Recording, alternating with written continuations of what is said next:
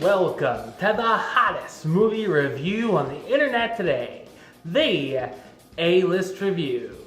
I'm your host, the game changer, Wes Troop, and today I am here to review the latest horror film creeping into theaters. Well, it can't be as bad as Book of Shadows, can it? Here's my review of Blair Witch.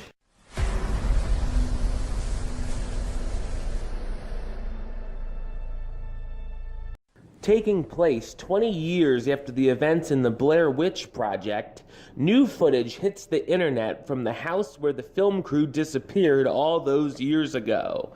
The brother of the girl who went missing sees the visage of a woman who he believes is his sister and thinks she's somehow still alive in the house. He, along with his friends and a documentary filmmaker, go out to the town of Burkittsville and meet up with the couple who found the new footage in the woods and uploaded it onto the interwebs. The group of 6 soon go out to the woods to see if they can find any evidence of this mysterious house that no one has seemed to find. So what did I think of Blair Witch? I thought it's a satisfying horror sequel. This was another surprise film released this year. Audiences were aware there was a horror film called The Woods coming out this fall, and we even saw a trailer for it. At Comic-Con back in July, it was revealed by the filmmakers it was a sequel to the Blair Witch Project and would actually be called Blair Witch. This movie is also a sigh of relief after the monstrosity that was Book of Shadows Blair Witch 2 and takes the franchise back into the right direction. In case you didn't see the Blair Witch Project before watching this, they kind of clue you in on what happened throughout. The film does have some familiar elements and pays homage to the original film, with seeing the characters begin to hear weird noises, wake up to hanging stick figures, getting lost after the GPS keeps leading them back to the camp, and begin fighting and throwing accusations around at each other.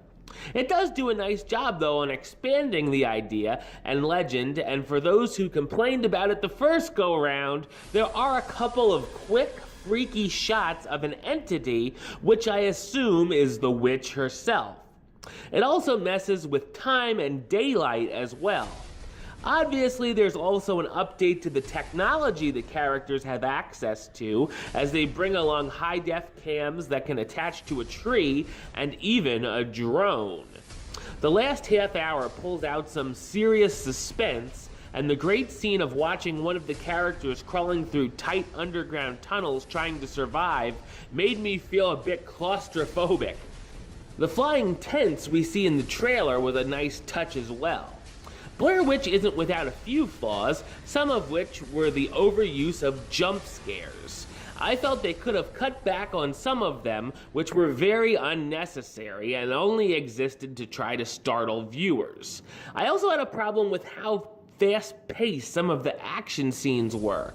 Some of the shots are so quick, I wasn't exactly sure what was happening in some of the important scenes.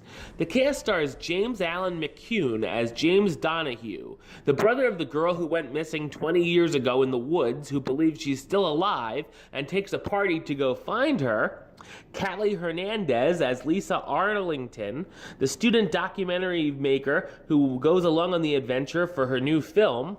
Brandon Scott as Peter Jones, James's childhood friend who doesn't exactly believe all the legends of the witch. Corbin Reed as Ashley Bennett, Peter's girlfriend who sustains an injury early into the trip. And Wes Robinson and Valerie Curry as Lane and Talia, the couple who found the new footage in the woods and goes along with James's group to show them around.